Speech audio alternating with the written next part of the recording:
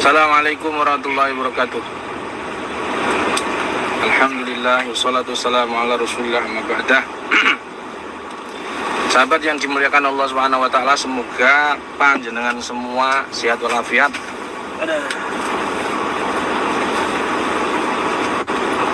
Dijauhkan min kulli adzillah wa kulli baliyah wa minal asqam wal amrad bijahi khairil bari. Amin. Para sahabat yang dimuliakan Allah, jadi kita ini saya sekarang sedang di Tuban. Kita akan membahas tentang pengobatan kita yang ketiga, siklus pengobatan di JRA. Kemarin kita sudah membahas terkait bagaimana cara menginterview pasien. Ya, sudah ada 9 pertanyaan, kemudian nasihat apa yang harus kita sampaikan ke pasien, sudah kita bahas. Yang kedua, kita sudah membahas pula tentang terkait diagnosa. Diagnosa itu kita bagi menjadi 2 sesi, yaitu sesi pertama diagnosa untuk penyakit psikis dan juga medis. Sesi kedua, bagian kedua, kita membahas cara mendiagnosa penyakit non medis, yaitu dengan swab. Nah, pada pembahasan kali ini kita membahas step atau langkah ketiga pengobatan di JRA, yaitu terkait dengan ruqyah atau terapi, ya, terapinya. Ingat, dimanapun kalau sudah pakai kalimat ruqyah, maka harus dibacakan ayat atau minimal doa-doa dari para ulama. Karena definisi ruqyah itu kalamun yustashfa bihi min kulli arid, setiap ucapan yang berfaedah, karena pakai sigot pakai wazan istaf'ala, itolabus syifa, artinya kita yustashfa itu minta supaya kita ini sembuh dari penyakit ucapan. Jadi nggak harus Al-Quran, tetapi khusus di JRA itu kita menggunakan ayat Quran. Jadi kalau hubungannya dengan kalimat ruqyah, maka itu harus pakai ayat. Kalau cuma sekedar pijet, namanya jamiah pijet atau jamiah minyak aswaja. Begitu sahabat. Baik, para sahabat yang dimuliakan Allah, kita akan membahas siklus pengobatan yang ketiga ini. Kalau membahas tentang ruqyah, berarti kita membahas tentang metode. Jadi metode ini sebenarnya sahabat tidak terlalu penting. Jadi ibaratnya kalau orang di rumah sakit minum obatnya itu tidak terlalu penting. Justru yang terpenting itu adalah sakitnya apa, kemudian obatnya itu apa, kandungan obatnya itu apa, itu yang penting. Kalau minumnya itu tidak terlalu penting. Sehingga metode yang paling penting atau dari langkah-langkah pengobatan 5 step pengobatan JRA itu, yang terpenting itu step yang kedua, yaitu diagnosa. Karena dengan diagnosa itu 40% penyakit terselesaikan. Jadi kalau kami boleh sampaikan sahabat semua, diagnosa itu kalau saya membuat persentase begitu, kira-kira seperti ini, kira-kira ya. Jadi kalian bisa memahami, nanti mudah-mudahan bisa memahami. Interview pasien itu menempati 20% dari total pengobatan kita. Sedangkan diagnosa, apakah ini medis, non medis, kalau non medis itu masuk kategori mana, apakah sihir ataukah ketempelan dari mana. Diagnosa seperti ini mencapai 40% dari total pengobatan kita. Jadi total dari interview dan diagnosa itu sudah 60%.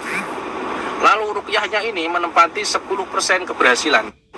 Artinya kita secara pengobatan ya, menjalankan ruqyah ini atau metode ruqyah ini adalah 40%.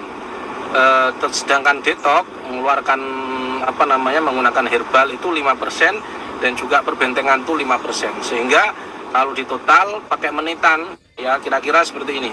Kalau kita interview pasien itu cukup 10 menit. Kemudian kita diagnosa, scan, swab, kalau ada non medisnya itu 20 menit. Sedangkan ruqyah itu 5 menit, detox juga 5 menit, perbentengan 5 menit. Jadi ruqyah itu nggak usah lama-lama sahabat, cukup 5 hingga 10 menit. Ya, sehingga total dari pengobatan kita itu 1 jam sahabat, untuk 1 orang. Tapi kalau massal sama aja, jadi massal sama aja. Tapi yang terpenting itu kita harus memahami kenapa harus sembuh. Karena pertama memahami pasien itu kenapa belum sembuh penyakit. Ingat dalam 3 kategori, yaitu Yang pertama yaitu tepat diagnosa, tepat dosis, dan juga diizinkan Allah Subhanahu wa taala. Nah, kalau kita membaca tentang mengenai metode, banyak praktisi kita itu bertanya, Gus, ini ada sakit seperti ini, metodenya apa? Nah, ini menurut saya metode pertanyaan ini adalah pertanyaan nyun sewu, pertanyaan yang kurang tepat. Artinya dia hanya fokus ke 10% dari total pengobatan kita. Harusnya itu bukan yang ditanyakan metode ruqyahnya, tapi cara mendiagnosanya. Seperti itu saja. Karena ini penting. Jadi pembahasan tentang diagnosa silahkan dilihat live streaming kami yang dulu begitu. Baik, kita ngomong sekarang ke metode, maksudnya ruqyah. Untuk ruqyah itu ada dua pendekatan ya, pendekatan mubasyir dan ghairu mubasyir. Dan ini pendekatan mubasyir artinya kita langsung menyentuh pasien. Contoh seperti menepuk, memijat, mengoles, kemudian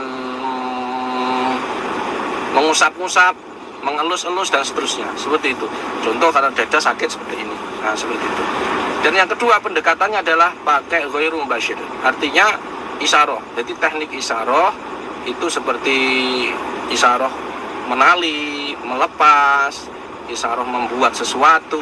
Nah, seperti itu. Itu bukan metode, sahabat, tapi namanya pendekatan. Ini harus dipahami. Kadang-kadang kita ini tidak paham pengobatan di DJRA, tapi protes karena pertanyaannya salah. Seperti begini, itu ngapain ada di DJRA kok ada metode swab? Nah, ini juga keliru, sahabat. Swab itu bukan metode. Saya ulangi, swab itu bukan metode, tapi cenderung ke lebih cenderung ke diagnosa, begitu.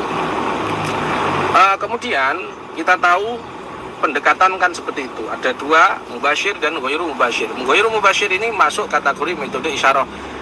Dan perlu diketahui, metode mubasyir artinya kita langsung ke pasien, itu adalah jenis-jenis penyakit-penyakit untuk yang tepat itu untuk penyakit psikis dan juga medis. Begitu, sahabat. Contoh. Asam lambung metodenya pakai sentuhan. Pegang perutnya, diusap-usap seperti ini. Nah, bacaannya bisa. Nah, ini bacaan. Beda lagi. Metode dan bacaan itu beda. Kalau metode cenderung ke tadi pendekatan tadi, seperti menyentuh, memukul dan seterusnya. Adapun untuk psikis, sahabat, yaitu orangnya tenang, marah, setelah itu medis ya, medis sentuhan seperti ini, diusap-usap, ditepuk-tepuk, itu mubasyir. Nah, kalau contoh psikis, karena dia emosi, dada ini ditepuk-tepuk seperti ini, emosi lendir-lendirnya itu juga akan keluar, ditepuk. Itu namanya metode. Dan itu kalau medis diulangi 9 hari. Kalau ternyata di-scan, ternyata dia ada unsur ketempelan, maka harus ditambah dosisnya yaitu 9 hari. Begitu kira-kira. Nah, untuk non medis itu metode yang tepat isyarah. Misalkan kita menarik jarak jauh dan sebagainya. Nah, metode inilah yang dikira itu hampir mirip dengan perdukunan. Tapi sebenarnya enggak, itu ada dasar hukum yang kuat. Sudah saya sharing di YouTube saya dulu tentang metode isyarah. Saya kira itu, sahabat. Jadi